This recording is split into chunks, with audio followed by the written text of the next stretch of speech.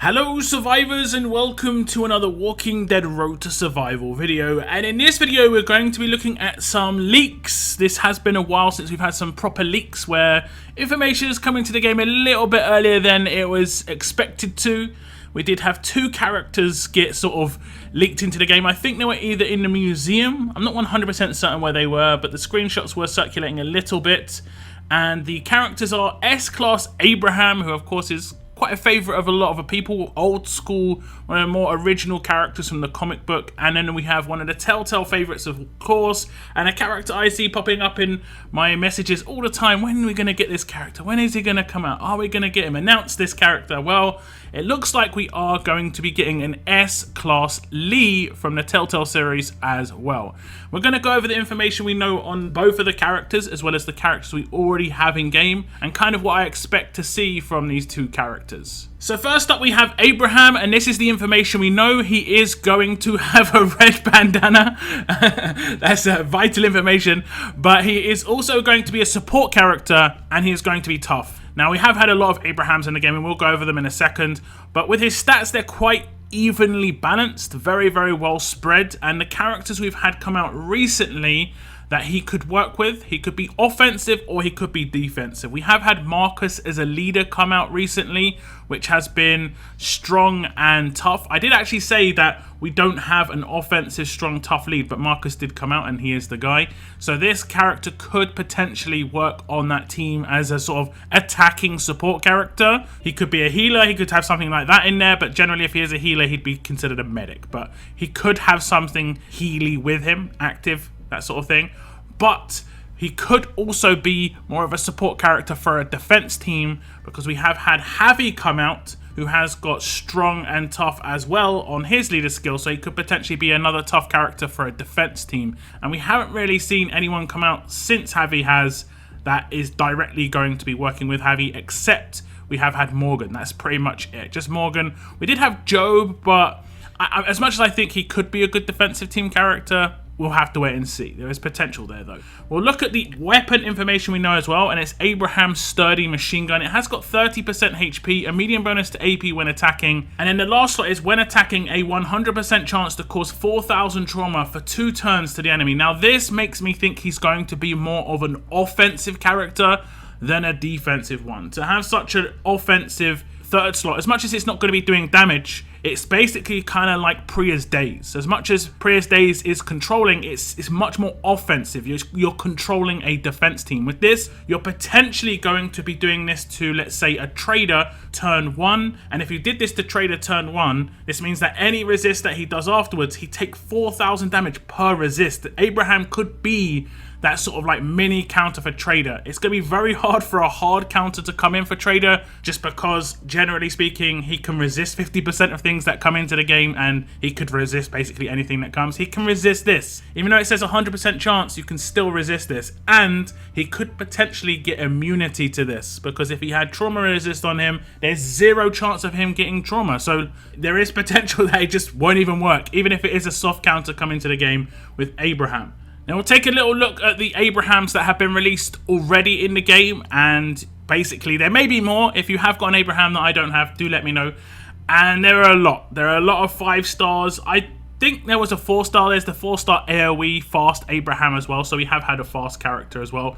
But generally speaking, they have all been offensive. As you can see, we've got 4 damage dealers here. We do have 1 healer. It was the Revive Abraham.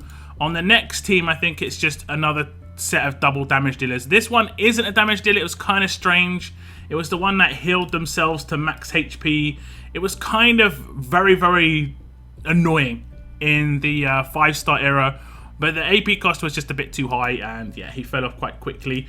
But the rest of these characters, I mean, they're just more offensive. They're much more offensive, so this is kind of different. I think it's only the second, it's actually only the second support character to come out, and it is after this weird Healy character, as we can see. So we can't really see how Abraham's going to be in line with the rest of the Abrahams. And while historically Abraham has been a good mix of leaders and specialists, I think this one is going to be a specialist, just because we have had 2 leaders that utilize tough characters come out in recent months, so it's probably most likely going to be a specialist. What I'd want to see, I'm not really sure. If it was going to be an attack team character, I think if he had vitality, that would be kind of good, because obviously that would mean that he would heal the potential of any infection when he attacked the trader. You'd have to buff up his HP quite a lot to get the vitality to be high enough to counter the infection. Obviously heal reduction would kind of nullify that anyway, but that could be a good solo support specialist skill. He has actually got the 30% HP on his weapon, so that kind of plays into my idea with vitality, but we'll have to wait and see. Do give me your thoughts on Abraham. How do you think he's going to turn out? What sort of character do you think he's going to be? When he gets released, I'll try and come back to this video to see who was the most accurate.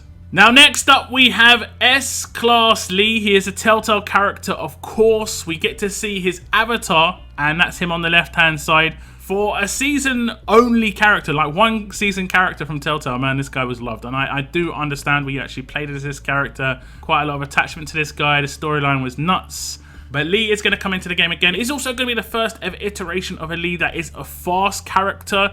And if we look at his stats, we can see they're quite unbalanced. He has got quite low attack stat, reasonably, 3,200. 3,600 defense, but he's got 5,300 HP. He is considered a tank, and we do not get many tanks that get released in the game. And this is where you kind of have to start guessing what kind of character is this guy going to be. Now, I think he's most likely going to be a specialist, but we haven't had too many characters come out in really recent times that can utilize fast characters, and I think this guy is going to be a defense team character. So either they're bringing out a character quite late who is going to be on a Jackie team, or he potentially could be a leader or a new character on a new sort of round of leads. But it would be really strange after just releasing Javi to release another lead that would use fast characters. So I think it's most likely going to be utilized on a Jackie defense team, and this is where you have to kind of see the holes in those defense teams. Where are the issues? And I think a lot of it comes down to a bit more defensive vulnerability there, because they've got a lot of HP Jackie teams, but defensively they're not too strong. So we could have a character that comes in to try and sort of protect that. For instance, a shield. Although I don't think shields are super strong right now, we could potentially have a buff to shields. You know, Human Shield 2, for instance, where there's a slight change in the mechanics of Human Shield. I don't know. I've actually kind of thought about it in recent times. How could they improve shield, but still make it still work how normal Human Shield does and not be too ridiculous? And I think having it so that Human Shields absorb damage of adjacent characters would actually be pretty nice, even if it's only like 25%. And you can have that happen from the first turn. The Human Shield would work pretty much, the rest of it would work exactly the same as normal Human Shield does. This would just reduce the damage from adjacent characters, and this would mean that it's harder to take them out. Maybe you could have it so that shields themselves take a certain percentage of reduced damage just because they're shields. I honestly don't know.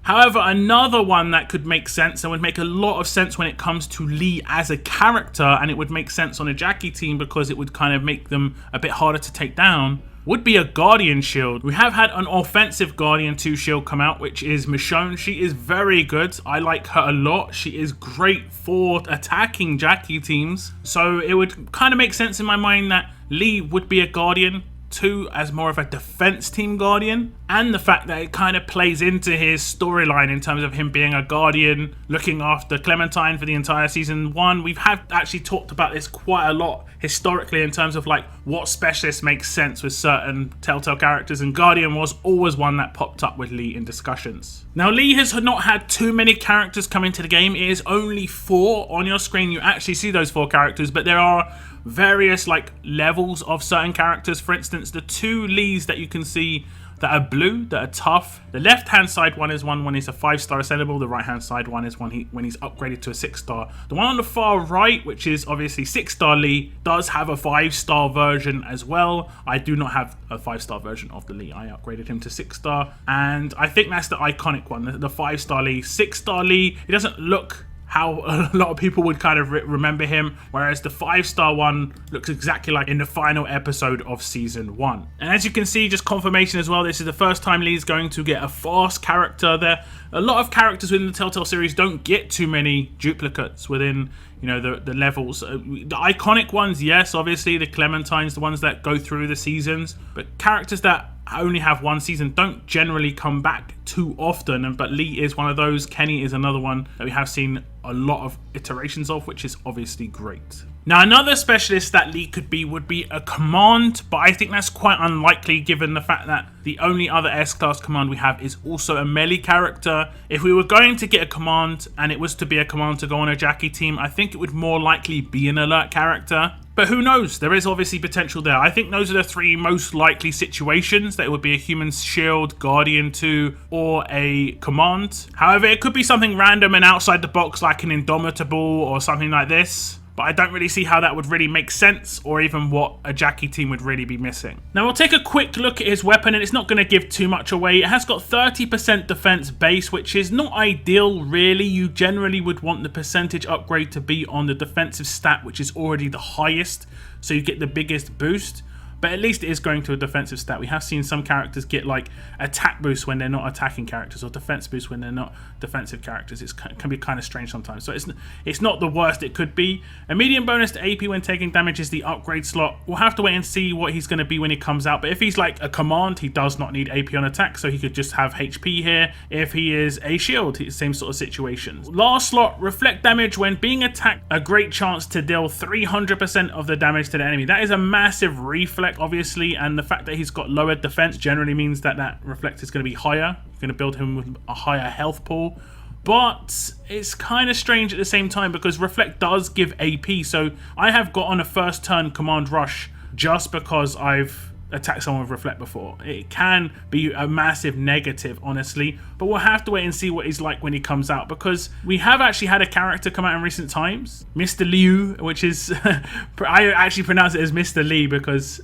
that's how it says online. How you can pronounce it is fine, but he's going to fit into Jackie defense teams, which makes me doubt what Lee could really be, because there's not really any other teams he could fit into. He could potentially be a leader. It's really up in the air with Lee. This is a real brain-teasing character of what it potentially could be. I think Abraham's a bit more obvious. Lee, not so much. If you have any ideas of what Lee could be, again, just like Abraham, I will check the comments when this character is released and see which one of you guys have been nice and close. You know, just tell me whether you think he's going to be a leader or is he going to be a specialist. What's he going to be if he's a specialist? What's he going to be if he's a leader? It'll be very interesting to get your guys' point of view. If you are a big fan of either of these characters, I would start saving your coins as they're both most likely going to be promo characters. I am, of course, going to do a 10 pull for Lee as always, because I always do 10 pulls for Telltale characters. Those be the rules. Those be the rules. 10 pull minimum. But if he's really good, who knows? If I have my 100 pull by then, you never know. We saw what happened with Javi. I thought it was a great character, so it was definitely worth the pull. So we may have the same